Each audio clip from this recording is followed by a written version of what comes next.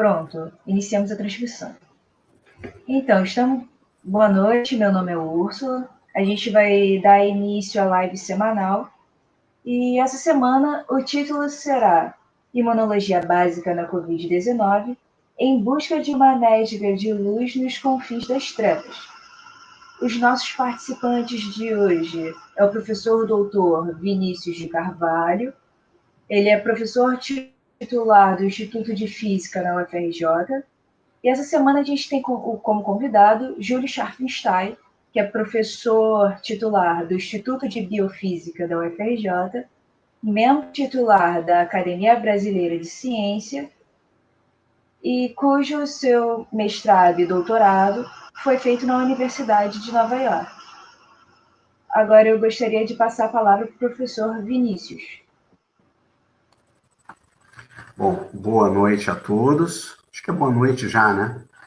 É um prazer imenso estar aqui em mais uma edição dessa série de lives, Quem Somos Nós? O papel da física no mundo da cultura e na tradição intelectual, que está sendo promovida por meio de uma parceria entre o Masterclass Hands-on Particle Physics e o Centro Acadêmico de Física da UERJ. Aqueles que não acompanharem a live ao vivo pelo perfil do Cafis UERJ poderão assistir aqui mesmo, posteriormente, ou no canal 2 Prótons e 1 Café, que é o canal do Masterclass, no YouTube. Bom, a professora Márcia Begali, do Instituto de Física da UERJ, está com probleminhas técnicos, mas se tudo der certo, no meio da apresentação, ela consegue participar. Hoje nós estamos recebendo aqui o Júlio Scharfenstein, que é do Instituto de Biofísica da UFRJ, como a Úrsula apresentou, membro titular da Academia Brasileira de Ciência, que tem uma produção em pesquisa básica de reconhecimento internacional, e que, além de tudo, é também artista plástico. Está dando muito problema. Então, poderá falar conosco também um pouco, ao longo da live, sobre essas relações entre a ciência e a arte, né? Em um de seus vídeos que eu vi no YouTube, ele diz que a ciência é uma grande paixão, né? A grande paixão intelectual da vida dele. Então, essa também é uma dimensão muito interessante. Então, eu gostaria de passar a palavra para o professor Júlio, para que nos fale um pouco sobre a vida, a carreira e o tema da live de hoje.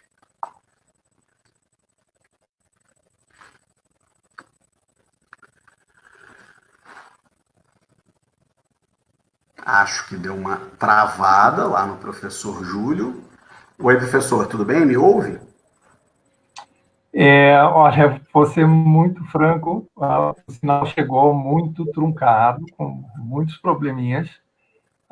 Eu não sei como é que está chegando aí. Vocês estão conseguindo me ouvindo muito bem ou mais ou menos? Agora eu estou vendo e ouvindo bem. Não, a imagem nem o áudio estão picotados, tá? Tá normal. Ótimo. Então tá. Então, queria agradecer a oportunidade de poder conversar com vocês e com a audiência. É a primeira experiência, de fato, que eu tenho online. Então, eu acho que é muito interessante. Fiquei até me lembrando se foi tão traumático quando eu tive que sair dos slides para entrar no PowerPoint, né? Porque a gente volta e meia entrava dentro de uma sala de conferência e, às vezes, o sistema não funcionava, a gente também não se sentia tão confortável, de modo que essa é a primeira experiência e realmente é interessante, mas estou um pouquinho ansioso com a questão do som, principalmente, né, que eu não pude acompanhar a introdução. Eu acho que também gostaria que todos soubessem que eu preparei uma pequena apresentação em PowerPoint, que eu acho que poderia ser muito interessante de compartilhar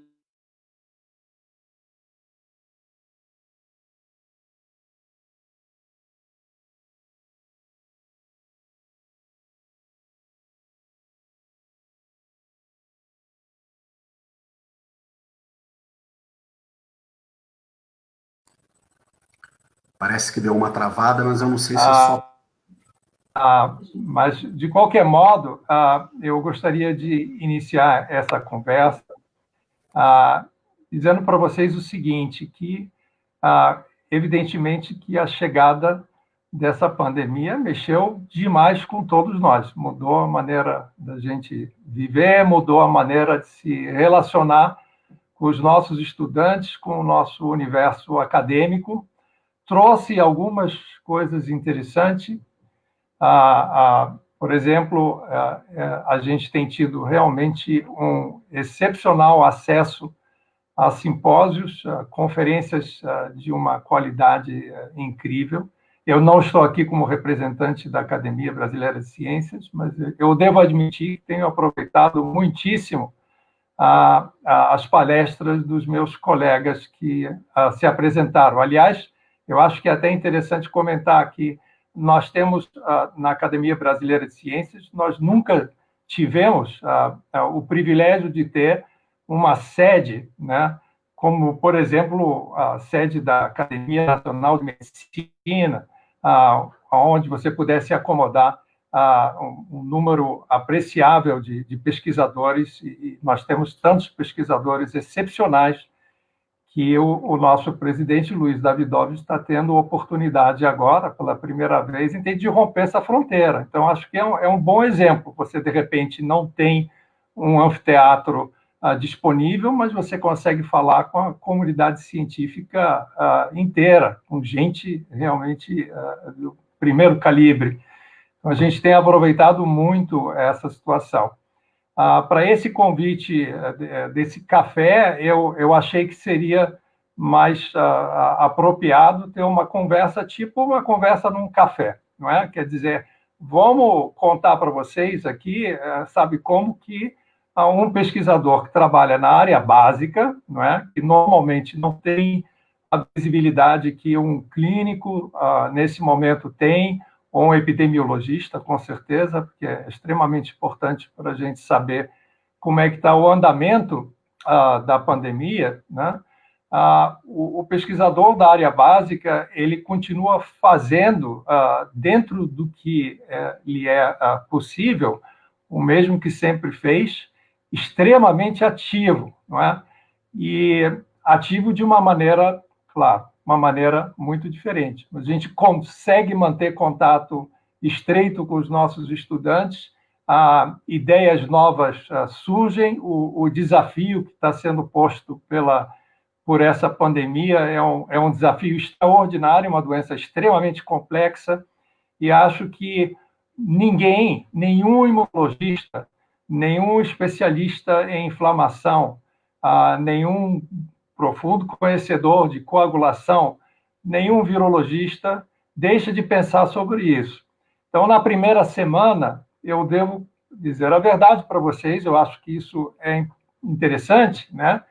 Que a perplexidade com o distanciamento foi tal que eu achei que a única maneira de eu me desligar seria pintando, porque eu gosto de pintar, eu sempre pintei, e essa é uma maneira de poder me sentir bem, me sentir menos ansioso, né, com o que estava acontecendo em torno. Então, é uma pena que a gente não pode aproveitar essa apresentação, porque eu gostaria de ter discutido com vocês como que aconteceu, por exemplo, como é que meu imaginário sobre o problema da Covid, foi transferido para a tela, nas primeiras tentativas de expressar o meu sentimento e meu desejo, a minha ansiedade muito grande de poder, de alguma maneira, participar nesse processo. Então, é interessante, porque se vocês olharem para o próprio cartaz dessa apresentação, aparece algum vestígio do que era um alvéolo, não é? Que estava dentro do meu imaginário. E, a partir, digamos, da segunda semana, nós fomos absolutamente inundados por uma quantidade, um volume absolutamente sem precedente de informações.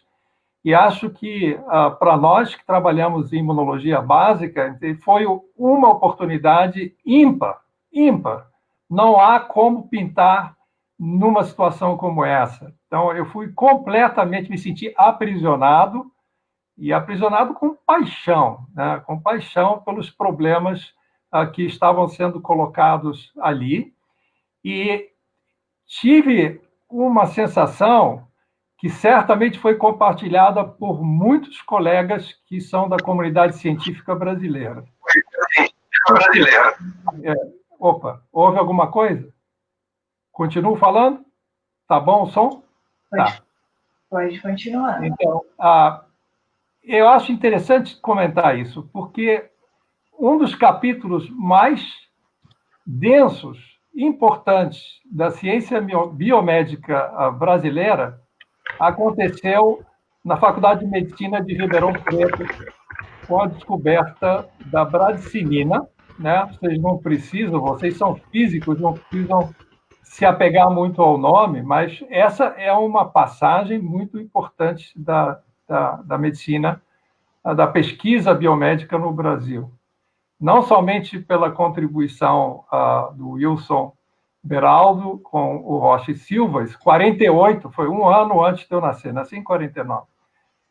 Mas depois, os seus discípulos, Sérgio Ferreira, fez uma extraordinária passagem na ciência brasileira com a descoberta de potenciadores da bradicinina, e a descoberta dele deu margem a desenvolvimento do primeiro medicamento sintético dirigido especificamente contra o sítio ativo de uma protease importante, que é a protease denominada Angiotensin Converting Enzyme. Em português, a gente se refere como ECA, né? Imagine vocês que ECA é um membro de uma família, vem uma outra enzima que foi descoberta posteriormente, chamada ACE2, ECA2. Em 2003, se não me engano, num congresso que aconteceu da Sociedade Brasileira de Imunologia, eu acho que foi em Belo Horizonte, tento me lembrar disso, eu fiquei muito impressionado quando vi um pesquisador do NIH mostrar que o vírus da SARS, né, porque nós tivemos epidemias anteriores causadas por esse vírus, ele se assenta, ele infecta, o receptor dele é justamente essa ACE2. Isso me chamou muito a atenção. Eu gostaria de ter iniciado trabalhos dentro dessa linha na problemática que eu estudo. Não mencionei para vocês nada até agora sobre o que é o trabalho desenvolvido, eu diria, nos últimos 22 ou 23 anos, lá no meu laboratório, no Instituto de Biofísica Carlos Chagas Filho. Mas foi a história, basicamente, vocês não são da área, né? Mas é fascinante porque é um cruzamento entre esta grande história da biomedicina brasileira, que é a descoberta da bradicinina, e a descoberta da ACE, da primeira, não é? A doença de Chagas, que é uma descoberta extremamente marcante, né, que aconteceu no início do século passado pelo Carlos Chagas, sendo que Carlos Chagas Filho, que foi um homem absolutamente incrível, excepcional, uma figura carismática, foi o fundador do meu instituto, da UFRJ, isso em 1945. Então, eu menciono isso nesse momento, então parece até que quase que vocês estão vendo uma conversa jazzística, né? Que você está num certo tema e, de repente, você deriva para um lado ou para outro, mas isso é proposital. Eu não queria fazer uma apresentação linear e, realmente, a seleção das imagens que eu escolhi era justamente para deixar vocês, entende, viajando um pouco dentro desse espaço, porque a descoberta da doença de Chagas, obviamente, teve um impacto muito grande na própria formação do seu filho, Carlos Chagas Filho, né? Então, na medida que ele cria aquele instituto, ele sempre teve um desejo muito forte de que, entre as inúmeras vertentes, é um instituto com uma atividade de pesquisa multidisciplinar, fantástica, muito produtiva, já naquela época se destacava, né? financiado, inclusive, pela família Guinle, né? Hoje a gente não tem empresários, empresários bilionários brasileiros nunca se preocuparam em investir pesado em ciência. Mas naquela época você tinha alguns iluminados, né, que tinham capital e que tinham realmente desejo de apoiar instituições, como foi o caso do Instituto de Biofísica. Então, a doença de Chagas se desenvolveu lá, e quando eu cheguei ao país, em 1978, né, depois de 10 anos no exterior, eu recebi muito estímulo para começar essa linha de investigação em imunologia de doença de Chagas. Então, eu venho trabalhando há cerca de quase 40 anos nesse assunto, e dentro de uma instituição que sempre me deu um grau de apoio, de liberdade, de inspiração, tudo que vocês podem imaginar, e eu me sinto realmente um grande privilegiado, porque na medida em que esse campo de pesquisa foi se desenvolvendo dentro do meu grupo, eu tive a chance de poder conviver, né, com a minha grande família, que é uma família absolutamente incrível de cientistas brasileiros, imunologistas brasileiros,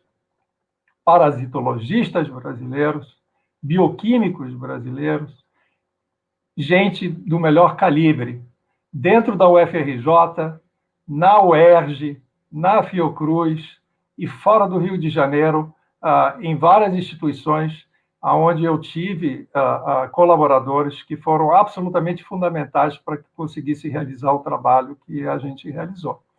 Então, voltando ao assunto inicial, o nosso grupo foi responsável por encontrar uma interseção entre o conhecimento que foi gerado pelos colegas que eu me referi antes e por muitos outros, né? Eu aprendi muito com os discípulos de Sérgio Ferreira, como Fernando Cunha, aprendi muito com Calixto, aprendi muito com Jorge Guimarães nos anos que ele teve lá no CCS, na UFRJ, ele estava ligado à Universidade Federal Fluminense, e também com Mauro Teixeira, em Belo Horizonte. Então, esse grupo, essa nova geração, agora não é mais nova, porque eu não sou, infelizmente, eu não sou mais novo, mas é uma geração que deixou um lastro, deixou essa tradição, entende, muito, muito viva. O Luiz Juliano foi um personagem absolutamente central dentro da trajetória que nós desenvolvemos no laboratório, identificando uma protease que era capaz de liberar a bradicinina dentro de um processo inflamatório. E depois usar a bradicinina para invadir melhor as células. É um assunto extremamente complexo, não é meu objetivo falar sobre isso aqui, mas esse trabalho está muito vivo. E só para vocês entenderem, o momento em que a Covid acontece foi um momento muito importante para o nosso laboratório, porque depois de tantos anos de estudo, a gente teve finalmente a chance de fazer experiências que nós chamamos isso de um pré-clínico. É uma avaliação para ver se um determinado fármaco que antagoniza uma função importante do sistema de cianina, se ele consegue efetivamente ter um impacto atenuando as consequências da miocardite e da fibrose que caracteriza a doença de Chagas na sua fase crônica. Você não pode fazer um estudo desse em humanos. Até agora, você não tem medicamento para poder tratar esses pacientes. E a gente estava muito embalado, né, nessa trajetória. É um trabalho que vem sendo desenvolvido numa colaboração muito estreita com um pesquisador excepcional lá da Unifesp, que é o João Pesquet, que é um excelente amigo também. Então, a gente tem evoluído muito e em colaboração com um outro grupo, do Antônio Campos de Carvalho, a gente tem conseguido obter avanços dentro dessa linha. Então, isso eu acho que mais ou menos define um quadro, né, bastante interessante, promissor, né? Se você estivesse no estrangeiro agora, certamente seria abordado por empresas farmacêuticas, eu acho que seriam oportunidades de patente, né? Esses ministros toda hora chegam, reclamam que não tem patente suficiente, etc. Você não tem uma interface fácil, amigável com o setor empresarial brasileiro dentro da nossa área. Então, existem lacunas muito profundas. Então, é dentro desse contexto que surge, então, o problema da Covid, com a ACE2 sendo receptora desse vírus, que é o SARS-CoV-2, não apenas aquele primeiro vírus, mas desse também, e aonde todo o cenário que se desenha, para você entender a patofisiologia da doença, ele realmente nos atrai. É como se você dissesse, e isso não é só eu que estou dizendo, é óbvio, né? O Calixto está pensando nisso, o Jorge Guimarães está pensando nisso, os meus outros colegas mencionados, todo mundo está pensando nisso. E eu diria para vocês o seguinte, eu acho que é uma oportunidade bastante excepcional para que a pesquisa brasileira, que foi muito capacitada dentro dessa área, que tem uma boa tradição, possa ter uma contribuição na compreensão da patogênese. Se isso vai acontecer ou não, eu não posso dizer. Se isso vai acontecer graças ao nosso esforço, também não posso garantir nada. Até mesmo porque nós estamos vivendo uma época de trevas. Trevas não somente dentro da ciência, mas trevas, entende, na política, por falta de lideranças que pudessem nos ajudar a trilhar esse caminho que tem sido um caminho extremamente tumultuado ao longo de toda a história da minha geração. Quando eu escolho como tema em busca, né, da luz nos confins das trevas, porque eu estou pensando na nova geração que a gente está formando. Eu acho que a gente tem... Vocês não fazem ideia. Talvez como físicos façam sim, mas eu acho que o público em geral, não sei quantas pessoas aqui são de outras áreas, estão escutando, vocês não fazem ideia do talento dos jovens brasileiros que a gente pôde acompanhar ao longo desses últimos 20 anos, tá? E eu não vou aqui, de jeito nenhum, fazer propaganda, entende, de um governo ou de um partido, mas o fato é que nós já tivemos uma evolução realmente impressionante. E os pesquisadores estrangeiros que vinham aqui ficavam encantados com o envolvimento pessoal, a vibração e a capacidade dos pesquisadores brasileiros. A Rockefeller está com inúmeras estrelas em imunologia hoje em dia. No Canadá, nós temos o Daniel de Carvalho, na Rockefeller nós temos o Lucida. Eu diria para vocês, são tão excepcionais que eu não me espantaria se daqui a 5 anos, ou 10 anos, a gente tem um prêmio Nobel saindo dessa turma. E foram brasileiros que foram formados pela minha geração. Então, eu acho que essa é a luz. A luz está nesses estudantes que estão dentro dos nossos laboratórios hoje em dia. É uma pena que eu não pude trazer a apresentação para vocês, mas a apresentação mostrava uma imagem de alguns resultados bem exuberantes, bem interessantes, produzidos por um estudante de doutorado, 1h da madrugada, na UFRJ, no auge dessa crise, tá? Experiências que foram feitas com 1 microlitro de soro de pacientes, mostrando resultados que são resultados que podem ser muito importantes.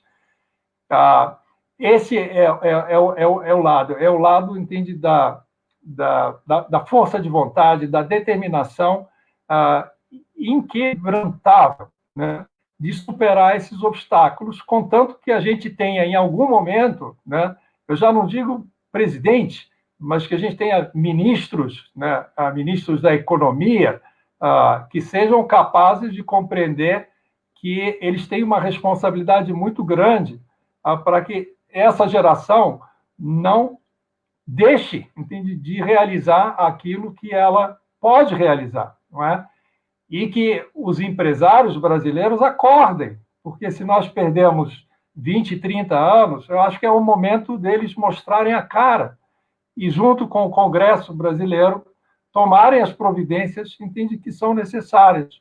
É impossível você competir internacionalmente quando você tem que pagar 5 vezes mais pelo produto que um laboratório mega financiado nos Estados Unidos tem que investir para poder levar adiante suas pesquisas. Nem assim a gente desistiu de trabalhar e fazer uma pesquisa de bom nível. Eu diria de excelente nível em muitos momentos. Então, eu acho que é isso. Eu acho que a gente precisa... Essa é a razão que eu estou aqui. Imagino que não vai chegar muito longe esse depoimento, mas ele tem que ser multiplicado muitas vezes por outros colegas que estão passando exatamente por essa situação. Eu acho que no Rio foi mais aguda a crise, acho que São Paulo tem certamente uma estrutura que permite que a ciência brasileira ali se sustente melhor, mas eu acho que a gente tem que andar de mãos dadas, né? Porque a resistência é muito forte. E isso não é só algo que acontece com os cientistas brasileiros, isso, de uma maneira geral, é a cultura brasileira, é a arte brasileira.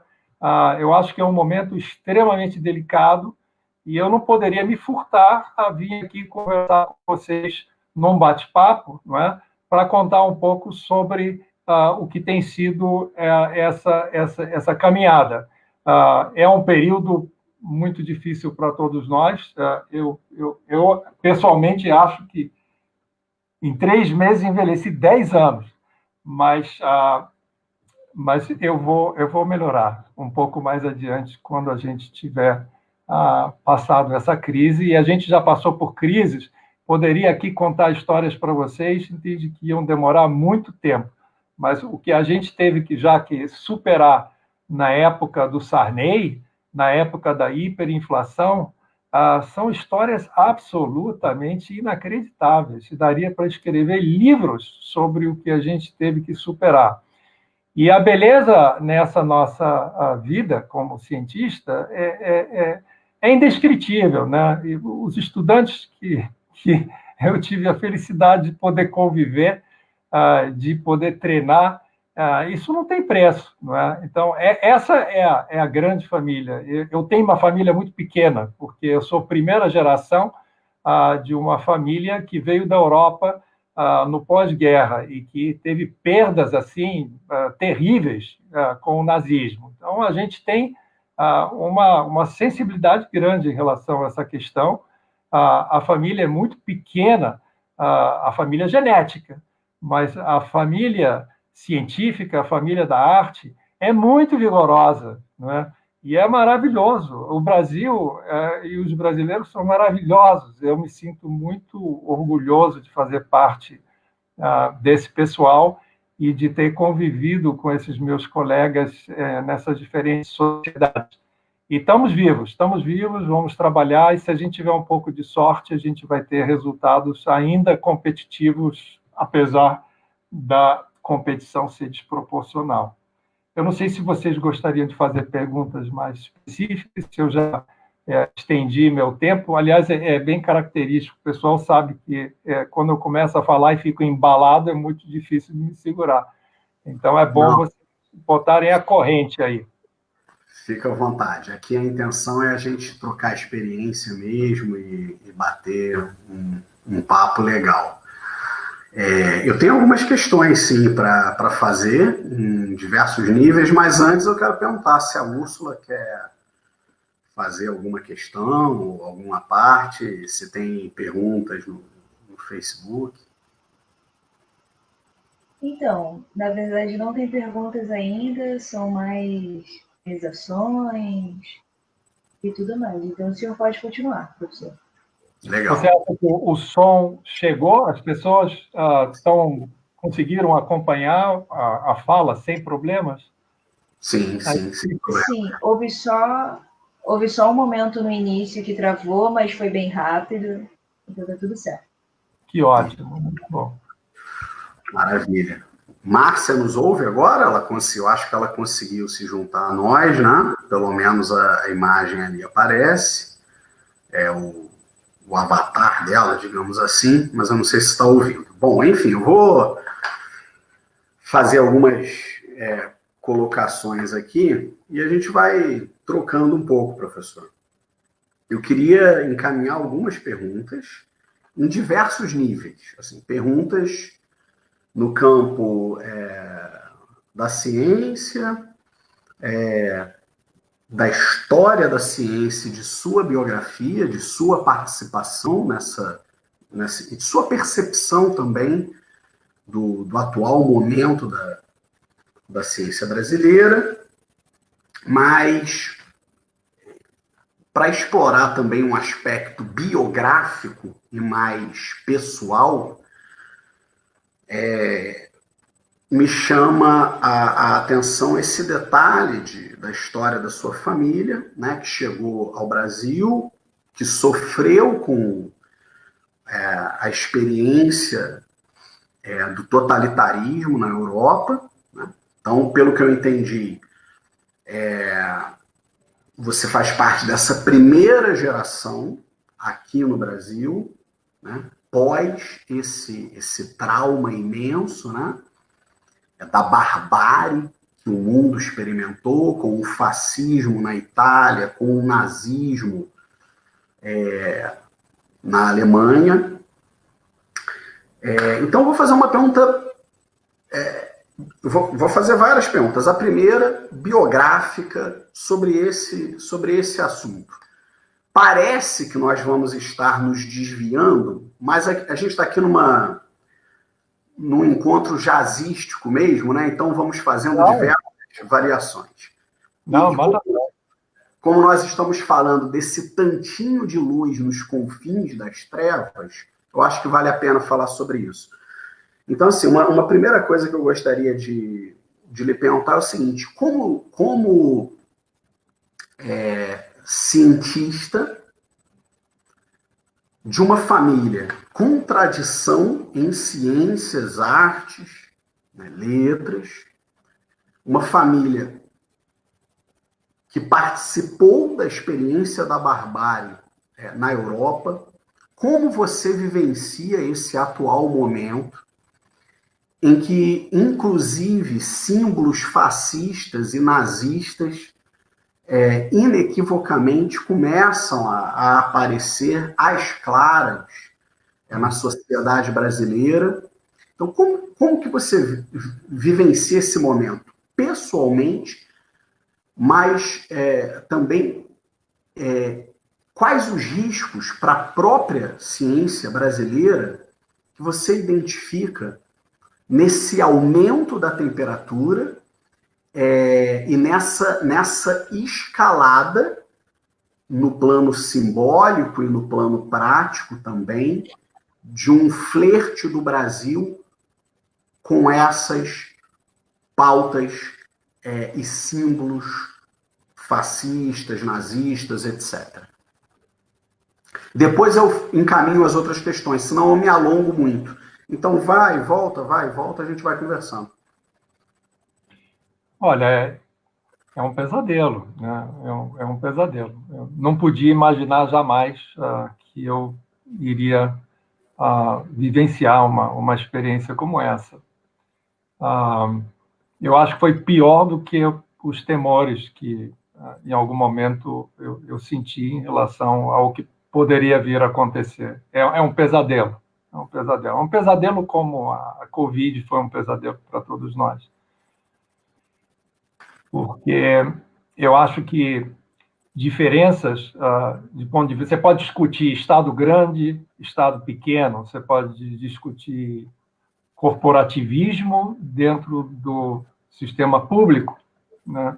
Você pode discutir a questão das aposentadorias, quão realista que seria um governo centro-esquerda sem lidar com esse problema, já que é um problema que estava, assolando vários países, né? A gente viu, a Grécia entende com esse tipo de problema, a França, né? A Alemanha parece que resolveu isso, é um país que realmente passou talvez por algum acerto político histórico, entende, conseguiu se equilibrar, mas são contradições, não é? E que, lamentavelmente, eu nunca consegui ver discussão de bom nível, né, sobre esses problemas. E E o que acabou dominando foi um sectarismo impressionante nessa discussão.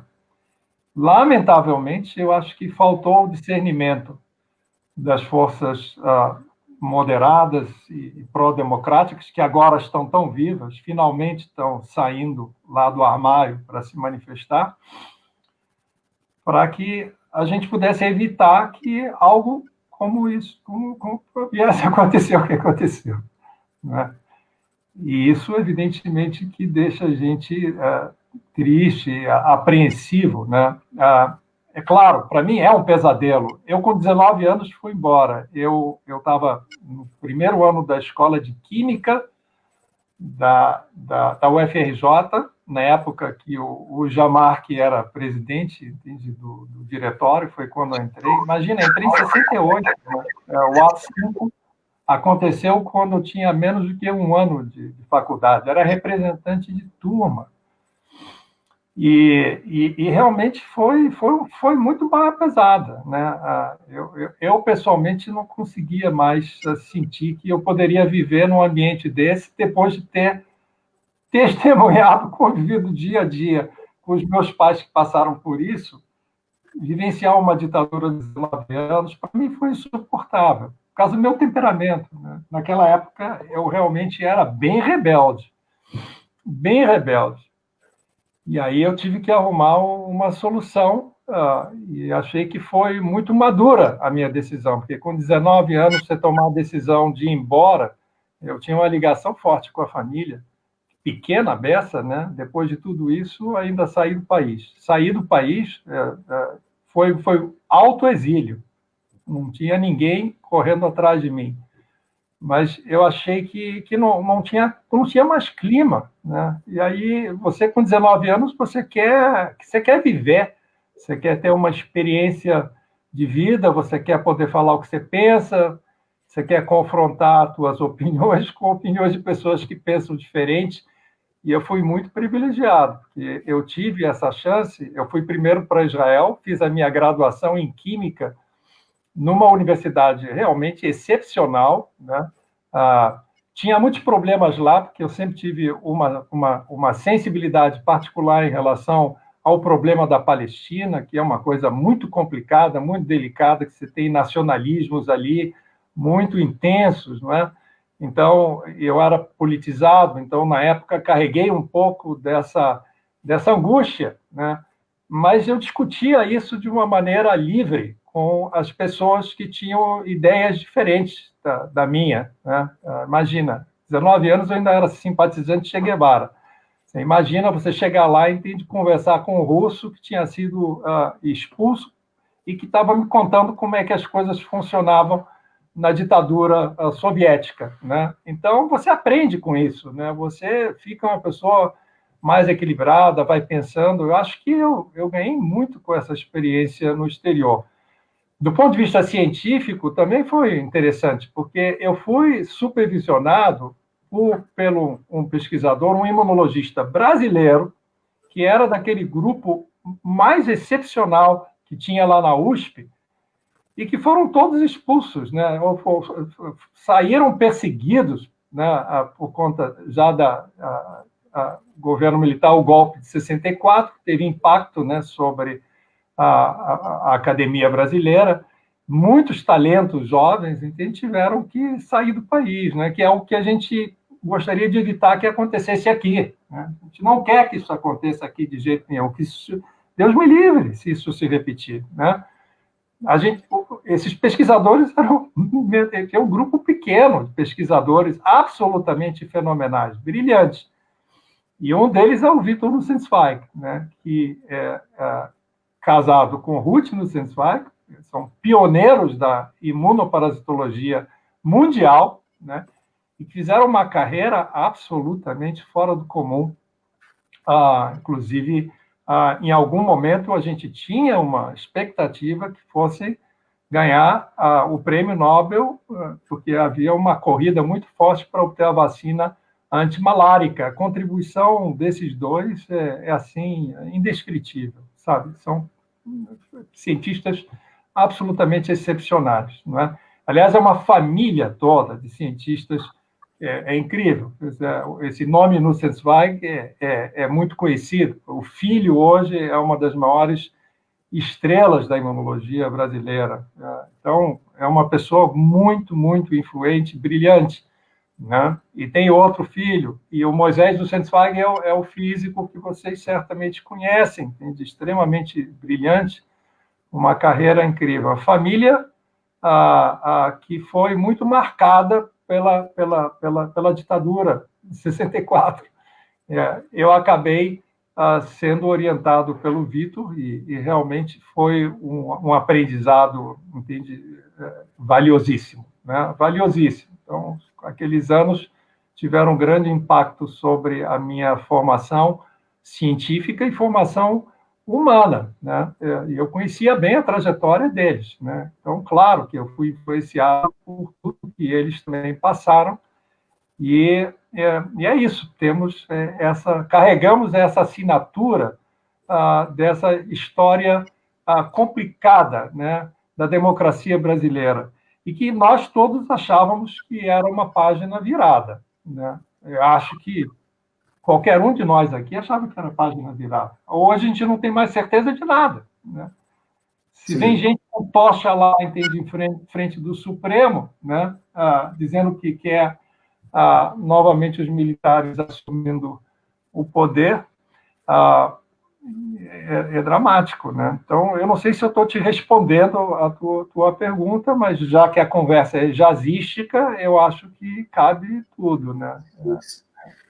Porque a nossa ideia aqui como um espaço plural, né? E já no título da série de lives isso fica evidente, né? Nós falamos ali em tradição intelectual, mundo da cultura, pensar justamente as relações, né, entre a ciência e o ambiente cultural de um modo mais amplo, desconstruindo, inclusive, alguns mitos que, de modo algum, se sustentam, como a ideia de que é possível pensar a ciência apartada do mundo da política, né? Como se ciência e política fossem coisas distintas. Mas eu acho que esse é um ponto muito importante que você está levantando. Eu fiquei muito inibido durante a época das eleições, quando a gente estava discutindo de uma maneira muito intensa todas essas opções, né? Que a gente teve uma situação muito complicada que foi gerada pelo governo do PT, né? E que isso veio à tona, a questão toda da corrupção, a questão do petróleo, não preciso repetir, né? Então, mas eu lamentei nessa época, né, que as pessoas que têm a alma de esquerda, né, quer dizer, a alma de esquerda, você pensa prioritariamente na questão da desigualdade como sendo o grande desafio da sociedade brasileira, que é uma desigualdade de muito tempo, né? Então, você pode ter partido que for, mas você tem que considerar, entende, que todos os brasileiros deveriam ter oportunidades, não é? Então, só para te deixar isso bem claro, né, o meu posicionamento, na minha seleção de imagens que seria apresentado hoje, eu escolhi ontem eu recebi um WhatsApp de uma estudante que eu sinto muito prazer em orientá-la, porque eu acho que ela é uma menina que tem um potencial muito claro. Não sei se vai dar certo, mas eu estou apostando nela. E ela, eu acho que ela mora em São Gonçalo, né? E eu pedi para ela me dar o relatório do PIBIC, e ela me falou, o computador, entende, estourou. E ela está tendo que dividir o computador dela com o irmão. Então, isso é um depoimento. Estava dentro da minha apresentação, exemplificar, porque você vai explicar isso para o Weintraub, né, que acha, né, que dentro da universidade, da UFRJ, tem drogado, né? Então, eu botei na mesma imagem o WhatsApp dela, né, dizendo assim, vou me virar com o meu irmão para dividir o computador e apresentar isso. E a segunda metade era do doutorado. Eu sou co-orientador desse rapaz, que durante semanas a fio estava lá de madrugada correndo atrás de 1 microlitro, entende, do soro dos pacientes para poder levar adiante o nosso projeto, tá? Então, eu acho que se você confronta isso com a fala do Weintraub, eu diria para você, o Procurador-Geral da Justiça, ele deveria, entende, era processar o ministro, porque ele não tem direito de fazer isso, entende, com a juventude brasileira, porque nós sabemos o que está acontecendo dentro da universidade. Isso não é para dizer que todo mundo é bom, é talentoso, não é nada disso, mas é pelo menos dar uma chance para que essas pessoas possam crescer, que vejam uma perspectiva. Então, eu acho isso de uma insensibilidade humana, entende? É inaceitável. Isso é revoltante, é muito revoltante. Eu gostaria que o ministro Paulo Guedes, entende, conseguisse ver um depoimento desse café aqui que nós estamos tendo, porque não adianta. Você quer fazer indústria farmacêutica, quer fazer instituição de pesquisa privada, mas você não pode liquidar com toda uma geração de estudantes que nós passamos 30 anos de nossa vida formando. Você está doido, cara, tá me entendendo? Pô, tem que ser... Vai ser enforcado, tá me entendendo? Não pode fazer uma coisa dessa. Não pode fazer uma coisa dessa. Está fora de si, né? É um homem que teve formação, não é o caso do Bolsonaro, foi para fora, foi para fora, teve muita oportunidade de estudo. Como é que você pode ignorar uma coisa dessa, né? E não é para dizer que nós somos perfeitos, tem muita coisa errada que a gente deveria tentar consertar, mas como tem coisa errada? Mas você não destrói o que você passa, entende, décadas construindo, né? E não foi... Vou passar para a Úrsula, para ela nos encaminhar algumas questões que estão surgindo lá no perfil do Facebook. Eu lhe pediria agora, já como uma introdução a essas questões, mas ela vai colocar aí na tela para a gente quais são, só nos falasse um pouco de como a imunologia básica no Brasil está contribuindo e está participando nesse atual momento para compreender a Covid-19 e para formular soluções para os problemas que se colocam. Mas, tendo feito essa introdução, a Úrsula vai passar para a gente algumas questões nesse sentido.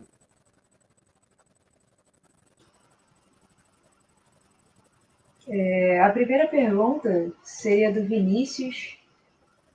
Como estão os estudos da vacina para o Covid-19? Olha, pessoalmente, eu me sinto muito otimista que a vacina vai funcionar e deve dar certo. A não ser que a gente tenha uma decepção aí muito grande no caminho, né? São muitas empresas desenvolvendo estratégias de vacinação diferentes. Eu acho que aí, Vinícius, eu vou emendar uma com a outra, né? Então, nessa semana, discuti muito essa questão, e acho que é bacana falar isso, né? Eu discuti essa questão com um jovem pesquisador brasileiro que foi formado inclusive por pesquisadores lá na Rockefeller, que passou um bom tempo na Rockefeller, tem uma formação excepcional. E essa questão do que é fundamental para você neutralizar o vírus e atenuar o impacto da infecção inicial, eu não sei se vocês se dão conta, né, que essa infecção ela começa por essa via aérea superior.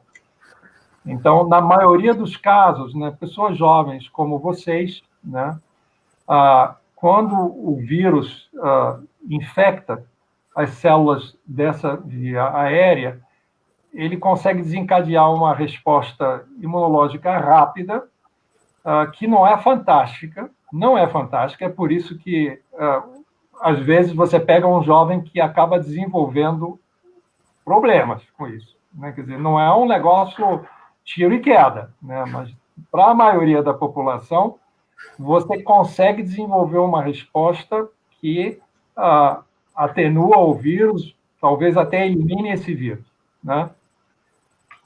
O problema é que, por razões que ainda não são tão claras, né, se o vírus acaba descendo e atingindo a parte inferior do alvéolo, infectando algumas células ali, que são células muito sensíveis. E aí você deflagra um processo inflamatório que tem um viés paralelo, que é um fenômeno de trombogênese, que também está acontecendo. Não quero entrar nesses detalhes todos, mas a coisa se complica muito rápido, muito rápido. Então, a vacina, ela, em tese, deve te proteger nessa fase inicialzinha da infecção, onde, para a maioria das pessoas, você se vira com aquilo que você tem. Mas ela vai, provavelmente, permitir que eu continue indo para a universidade, talvez até possa não usar uma máscara daqui a um ano, quem sabe. É complicado para mim, entende? Ficar indo de máscara, entende, sabe, mais um ano, cara, vai ser que horror.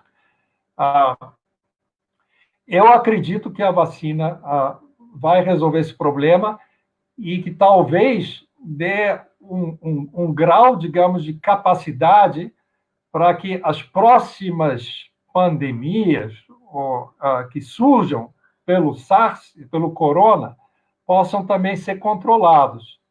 Agora, ninguém aqui pode garantir que isso realmente vai dar certo, tá? Porque existem uma série de questões, dúvidas, e isso foi o objeto da discussão. Aí, voltando para a tua pergunta, Vinícius. Então, nós passamos 1 hora e pouca trocando ideias, porque esse colega, André Vale, lá do meu instituto, eu sou um privilegiado, porque tenho vários pesquisadores jovens excelentes convivendo comigo lá, e é bom porque aí a gente vai misturando as competências, né?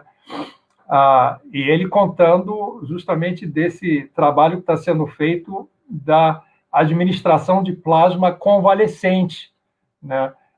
Como é que isso está funcionando nos pacientes que estão na fase inicial. Você não vai dar isso numa fase tardia, quando essa pessoa está ali, talvez já com problema respiratório agudo. Não vai poder fazer isso. Pode ser que isso seja muito perigoso. Eu diria que tem boa chance de agravar o quadro, né? Então, a janela de intervenção, ela está curta, né? Quando a cloroquina veio, a história da cloroquina, a gente conhece cloroquina porque pessoas que trabalhavam em malária sempre utilizaram cloroquina. Quando eu vi aquele paper lá do francês, eu fiquei animadinho. Eu falei assim, poxa, tomara que esse negócio funcione. Tá entendendo? Todos nós aqui da área científica pensamos do mesmo jeito. Tomara que funcione, mas aquilo que estava publicado ali não era garantia de que iria funcionar, né? Então, vai explicar para a população que você tem que fazer ensaio clínico randomizado. E não adianta, as pessoas, tem muita gente que entende que nessa obsessão lá do discurso do Bolsonaro, entende que iriam enfiar esse conceito, entende, à força nas pessoas, né? Então, estamos torcendo para que isso funcione. Você acha que a gente não quer que a Anitta funcione muito bem? Ou que ivermectina? Eu comprei ivermectina na farmácia. Vamos ver. E se sair daqui a não sei quanto tempo, quando é que vão abrir esses resultados? Eu estou doido para saber, como você, teus pais, né? Quer saber. Se funcionar, seria ótimo, né? Porque talvez os efeitos tóxicos não sejam tão gritantes. Então, essa questão de reposicionamento, né, de medicamentos seria o ideal. Eu vou ser muito sincero contigo. 2, 3 semanas atrás, essa é uma história super bacana, tá me entendendo? Muito bacana mesmo, né? Tanta conversa de WhatsApp online, entra numa rede aqui, entra na rede ali, entra na rede ali, cada um tem a sua história, cada um acha que o meu caminho é esse, o teu caminho é esse. é difícil de você botar as pessoas no mesmo caminho, né? Então, eu esgotei as minhas tentativas de explicar o que eu estava pensando sobre o problema. Em algum momento, uma pessoa da Fiocruz, bendita seja, professora, a doutora Marilda, falou, tem alguém em Curitiba, uma patologista excelente, que está analisando as biópsias das pessoas que, infelizmente, faleceram. Conversa com ela. A gente passou uma semana conversando sobre o problema do intensivista clínico. Ali na hora, intuba ou não intuba? Porque o que acontece lá com o pulmão? O que acontece com o alvéolo? Passei uma semana discutindo com esta pesquisadora, Lúcia de Noronha, da PUC de Curitiba, e a gente entrou numa sintonia total. A gente começou a se entender, ela não sabia meu sobrenome, eu não sabia o sobrenome dela. Ela não sabia de onde que eu era, eu não sabia de onde ela era. Olha, brasileiro se dando a mão, a gente tem, então, a sorte de poder encontrar interlocutores excepcionalmente bem qualificados. O Brasil tem essa gente, né? E quando acontece um cruzamento de ideias, a coisa floresce, né? Em questão de 4 semanas, a gente obteve primeiros resultados que impulsionaram uma ideia, que é a ideia do meu grupo, não é? A ideia que é reflexo de 20 anos de pesquisa em doença de Chagas. Imagina você pegar uma sacação mecanística que você está pensando resolver na doença de Chagas, que você nunca teve chance de resolver, e ver se aquilo pode funcionar na Covid. Seria demais, né? É quase um sonho, né? Provavelmente é possível que não dê certo, claro. Eu não tenho bola de cristal. Mas é nosso compromisso. Você tem que, sabe, seguir e ver até onde esse teu pensamento, tua ideia, ou a ideia do teu grupo, né? Aí eu estou falando no coletivo, porque já envolve os meus colaboradores de Curitiba, já envolve meus colegas lá do Instituto de Biofísica, e quem sabe quantos outros que não vão ouvir essa palestra e vão dizer assim, olha, vamos lá conversar, porque, de repente, pode ser que a gente possa fazer ainda alguma contribuição que implique em reposicionamento de fármaco barato para que você possa fazer o SUS utilizar. Você quer melhor do que isso? É isso. Mas não sei se a gente consegue. Uma dúvida pontual sobre o reposicionamento dos fármacos, que você falou agora, e sobre vacina. Eu acho que isso tem a ver com algumas questões que a Úrsula vai trazer para a gente também agora, que surgiram lá na página. Mas a minha questão, tanto quanto com relação à vacina, quanto com relação aos fármacos, é como lidar com isso, com essas demandas, levando em conta o princípio de precaução que rege as ciências da saúde, a saúde pública. Muito das políticas de isolamento social, por exemplo, se baseiam no princípio de precaução. Quer dizer, olha, o quadro pandêmico é por nós desconhecido, né? Nós não sabemos ao certo como lidar e quais são as consequências de um funcionamento normal das sociedades nessa pandemia. Tudo é muito novo. Então, por precaução, e dota-se um isolamento social enquanto os estudos avançam.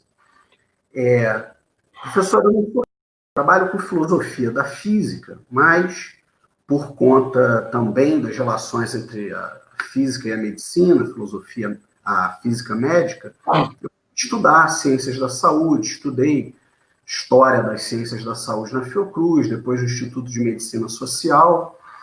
Então, assim, como pesquisador nessa área também, nós sabemos que um fármaco, para ser desenvolvido, passar por todas as suas etapas de desenvolvimento e teste, pode levar mais de uma década. Mas, olha, é exatamente isso que eu disse para você. Eu falei, reposicionamento seria a saída. Por isso que... O reposicionamento também não demanda, por precaução, mais tempo de pesquisa? A questão do reposicionamento, você só pode ter as respostas no momento que os ensaios clínicos randomizados são realizados de uma maneira confiável. Idealmente seria na nossa população. E também, sabe, você tem um trabalho que dá certo na Índia, entende? Se vai dar certo aqui, eu não sei, porque tem tantas... A gente precisa de ter mais informação sobre essa doença, que a doença é muito complexa, né?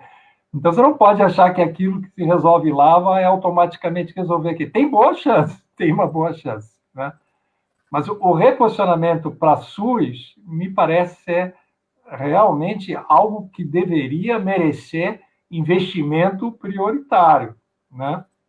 Cloroquina não estava dando certo.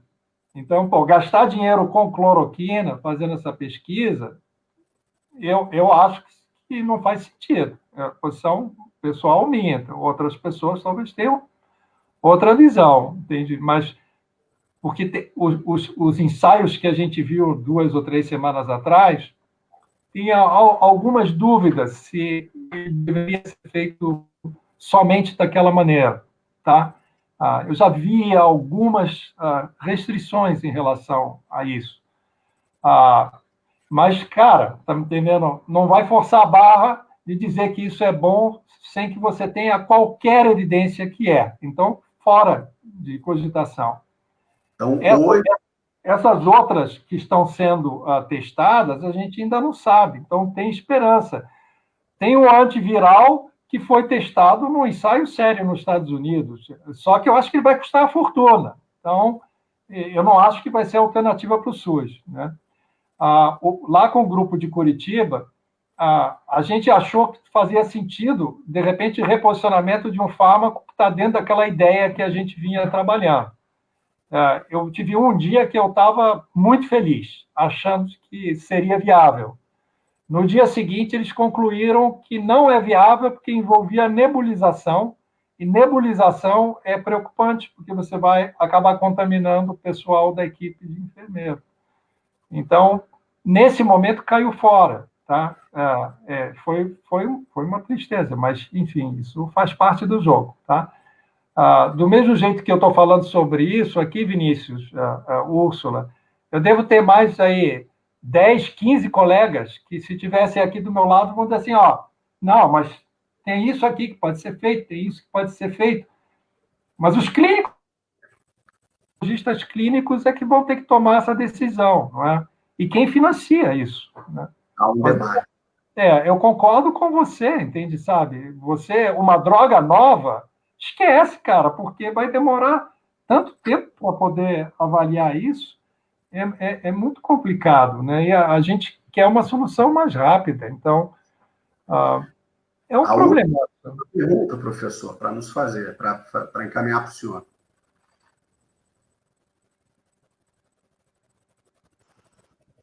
As perguntas já foram sendo respondidas.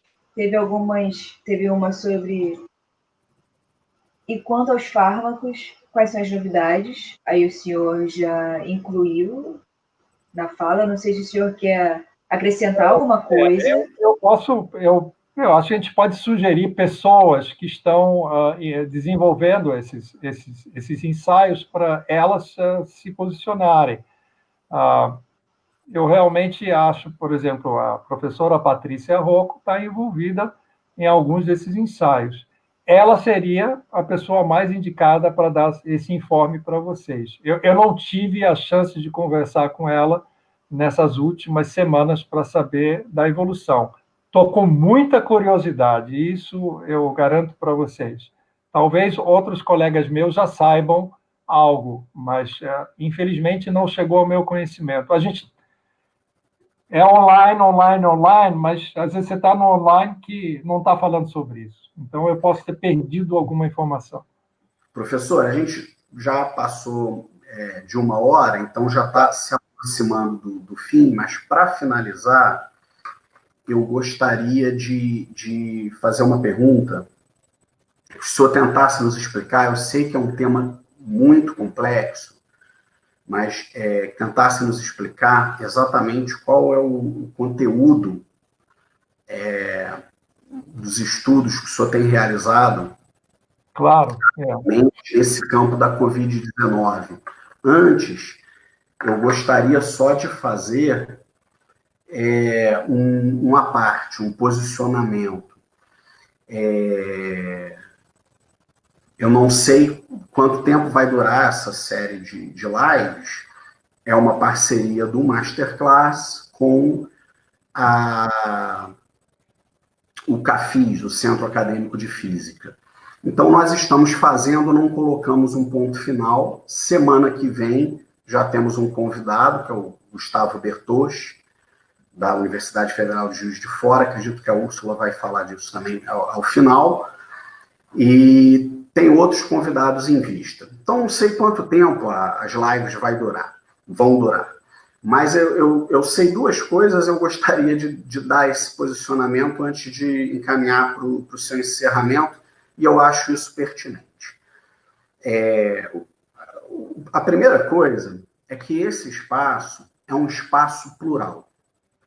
E isso já está fixado no tema da série de lives, quando nós falamos, mais uma vez, em mundo da cultura, em tradição intelectual. Quando nós anunciamos essa série de lives, nós deixamos claro que queríamos pensar a ciência numa perspectiva plural e não ingênua. Nós não queríamos pensar a ciência reforçando uma visão cândida, como se a ciência se desse apartada do mundo da vida, do mundo da cultura e da sociedade. Então, aqui, quando nós falamos em política, em cultura, em sociedade, estamos cumprindo com o próprio propósito da série de lives. Então, isso precisa ficar claro. Outra coisa que eu queria dar o nosso posicionamento é o seguinte.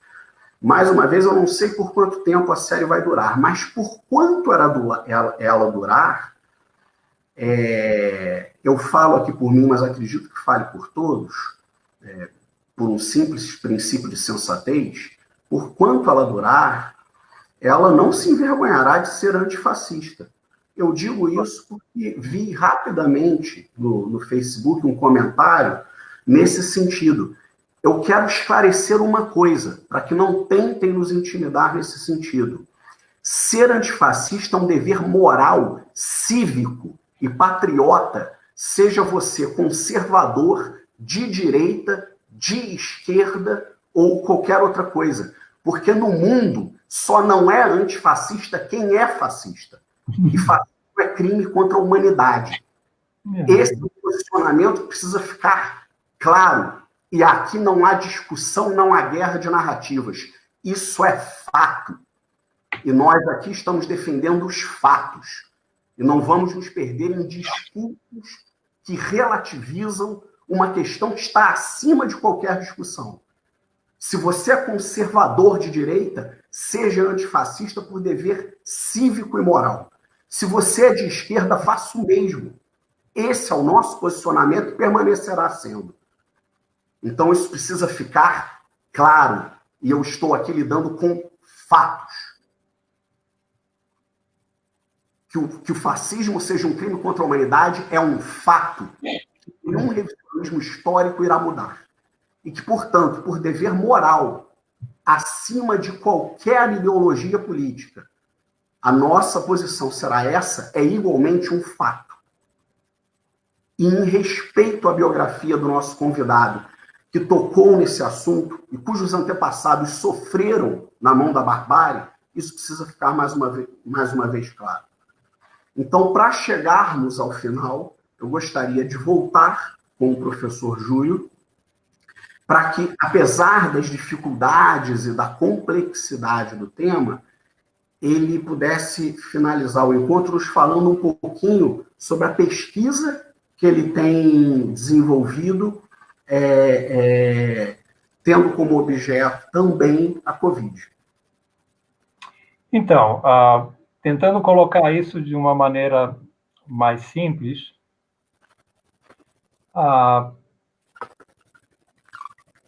imagine se você está dentro de um ambiente, a tua sala nesse momento, tá? E que você tenha canos de água, deixa teu imaginário funcionar, que estão vazando um pouquinho de água, tá? Então, molha teu tapete, mas deixa você viver, tá certo? Agora, imagine o que acontece quando você tem um rompimento, entende, muito violento, entende, de um cano d'água. Você não consegue mais viver nesse ambiente, porque todos teus móveis, a tua roupa, toda a tua dinâmica, a tua rotina, entende, fica muito comprometida. Então, nós temos em inúmeros tecidos, né, como o coração, que eu estudo no contexto de doença de Chagas, mas o problema está colocado dessa maneira, né?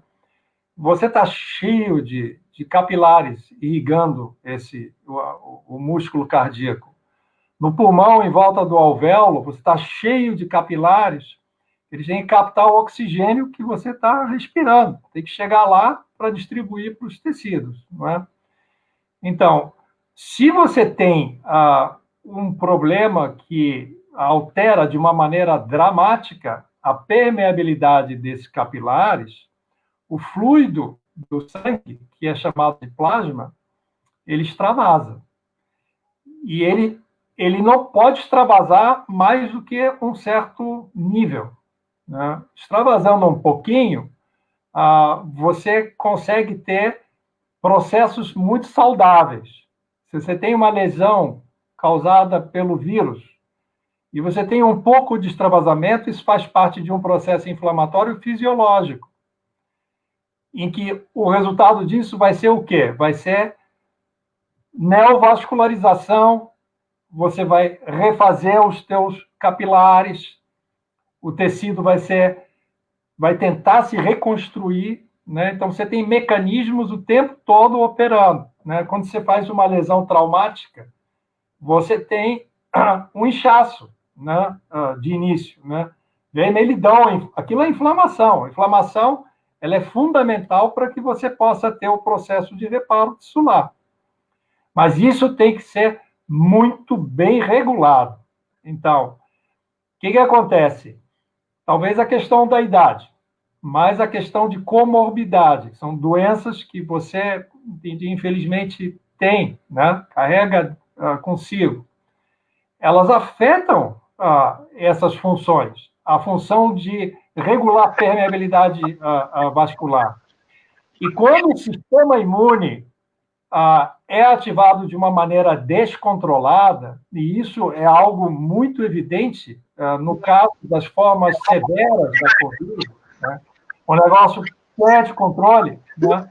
O que você tem é uma pressão muito forte sobre a microcirculação. Então, a formação desses edemas, né? O extravasamento de plasma ali dentro, entende? Ele parece estar acontecendo de um modo muito intenso, né? Ali nessa região do septo alveolar, isso foi bacana, porque a conversa com os patologistas de Curitiba me ajudaram a entender. Eu não tenho formação médica, eu sou formação bioquímica, eu sou um químico, né? Mas fui aprendendo aos poucos, e a medicina é interessante, não é? Então, quando você encontra um interlocutor que te explica algo que você não entende, as coisas andam, não é?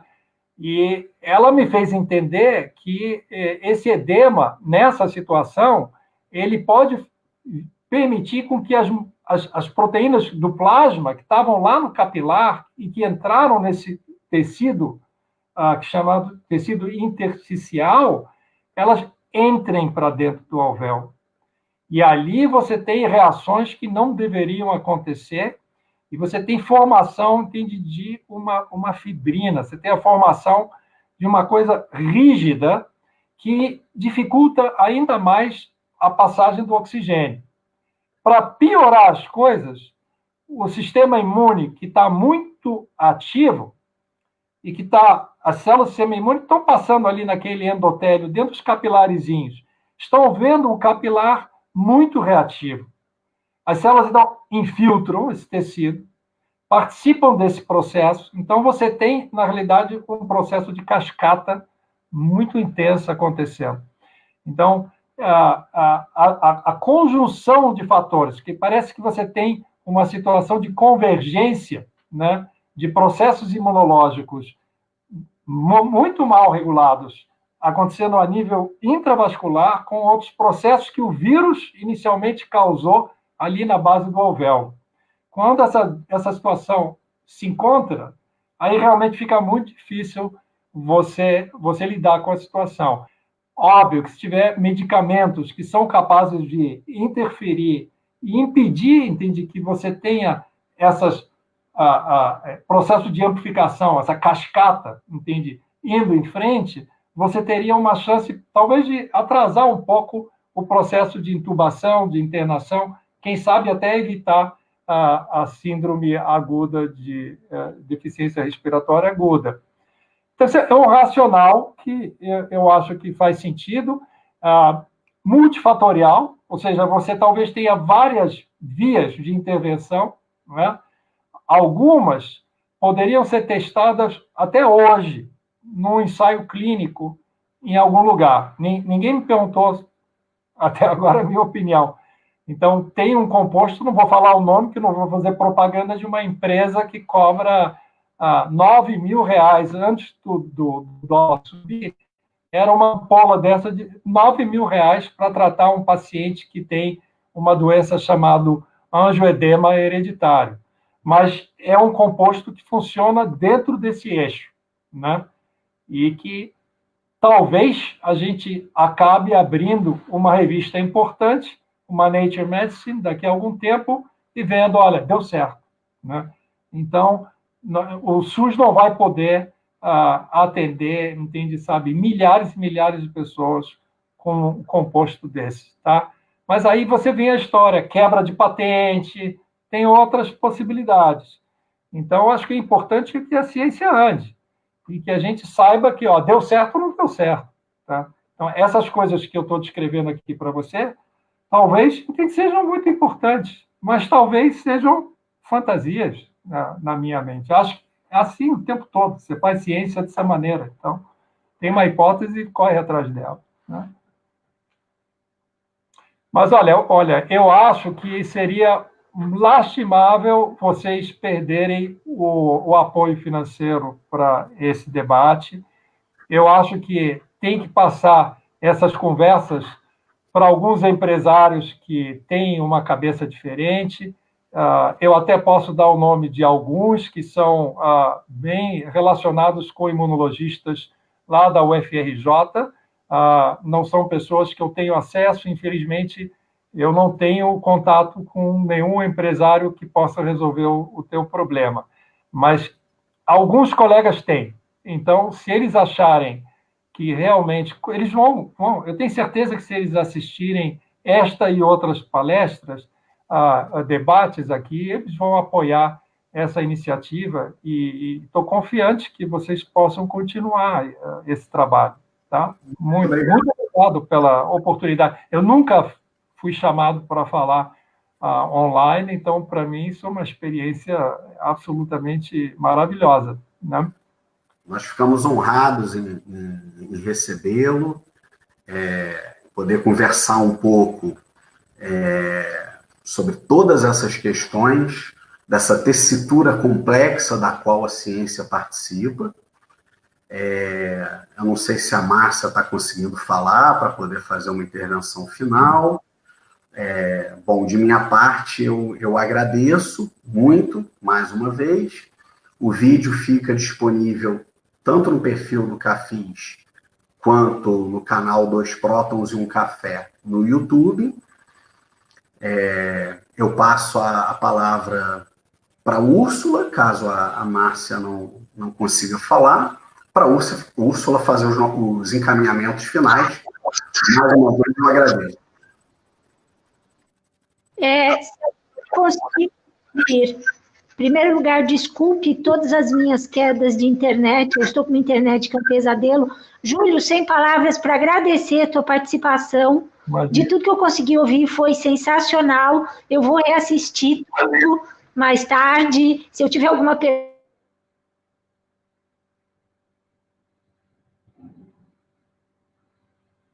pergunta, eu até entro em contato de Fortaleza. Poxa, Fortaleza, caramba. Legal. Pela palestra. Nossa, não tem palavras para agradecer, foi sensacional. Muito obrigado a você, obrigado. Que bom que você conseguiu aproveitar. Que bom. Então, se não tivermos nada mais, eu gostaria de ir encerrando essa live e, em primeiro lugar, agradecer ao professor Vinícius, ao professor Júlio, à professora Márcia, mesmo com todas essas caídas de internet. A gente agradece muito a presença de vocês e agradecer também às pessoas que estão nos assistindo. Claro, claro. E semana que vem voltamos.